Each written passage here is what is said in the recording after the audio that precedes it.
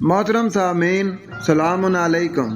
ناظرین، یہ احساس کہ انبیاء کرام کیسے تبلیغ کرتے ہوں گے دل ہلا کر رکھ دیتا ہے کہ جب اس قرآن کی موجودگی میں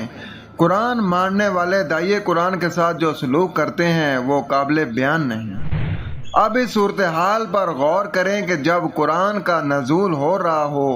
اور لوگ اس تعلیم سے بالکل بے خبر ہوں، اچانک ایک انسان آئے اور کہہ دے کہ مجھ پر اللہ کی طرف سے وحی نازل ہوتی ہے، اللہ نے مجھے بتایا ہے کہ جو کچھ تم کر رہے ہو وہ سب غلط ہے، اور جو اللہ کی طرف سے میری طرف نازل ہوا ہے وہی حق ہے۔ اس وقت مخالفین قرآن کا جو رد عمل ہوتا ہوگا اس کا اندازہ صرف وہی انسان لگا سکتا ہے جو اس دور میں لوگوں کو قرآن کی طرف دعوت دیتا ہے۔ پھر قرآن کا ادب احترام کرنے والے لوگ جن کے گھروں میں قرآن موجود ہے،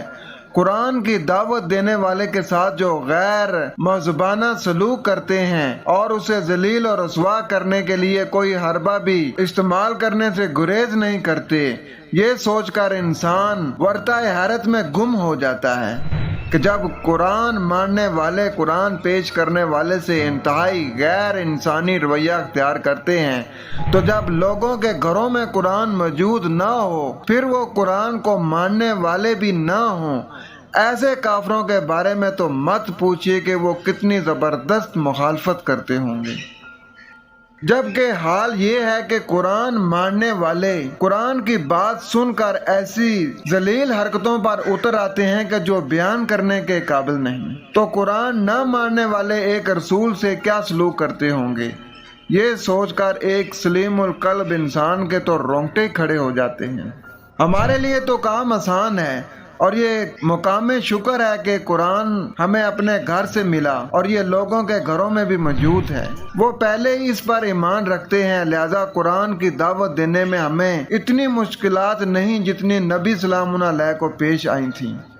ہمیں تو صرف تھوڑی سی ہمت کرنے کی ضرورت ہے، راستہ خود بخود صاف ہوتا چلا جائے گا۔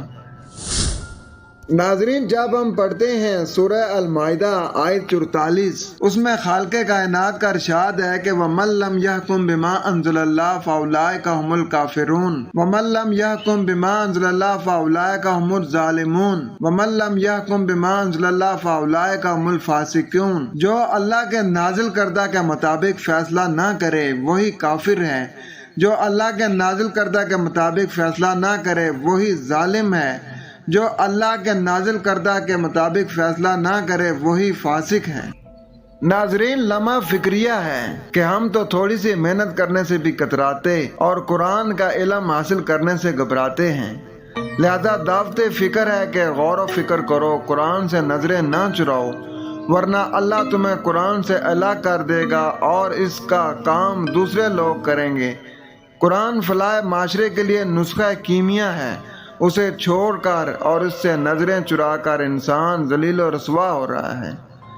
انسان کا انتخاب اللہ نے بلندیوں کے لیے کیا ہے، یہ آیت الرحمن کو چھوڑ کر اپنے لیے پستیوں اور ظلمات کا انتخاب کر بیٹھا ہے۔ معاشرے کی فلاح کے لیے قرآن انسان کو ایک نظام کے حوالے سے غور و فکر کرنے اور اس کو عملی طور پر نافذ کرنے کی دعوت دیتا ہے، جس سے اخوات انسانی، آزادی، عدل و انصاف جیسی اقدار کا جذبہ انسان میں پیدا ہوتا ہے۔ قرآن کی اصل سوچ جو ہمارے فرقہ وارانہ لٹریچر میں دب گئی ہے، قرآن کی تعلیم سے نئے جوش اور ولولے سے سامنے آئے گی اور یہ ثابت کر دے گی کہ قرآن ہی وہ ضابطہ حیات ہے جو بنی نوع انسان کی فلاح و بہبود کا ضامن ہے۔ ناظرین، فیصلہ ہمیں کرنا ہے کہ کیا ہم اپنے فیصلے قرآن کے مطابق کرتے ہیں یا اپنے آباء و اجداد یا اپنے مذہبی پیشوا کے کہنے کے مطابق کرنے ہیں۔ اپنا خیال رکھیں، والسلام۔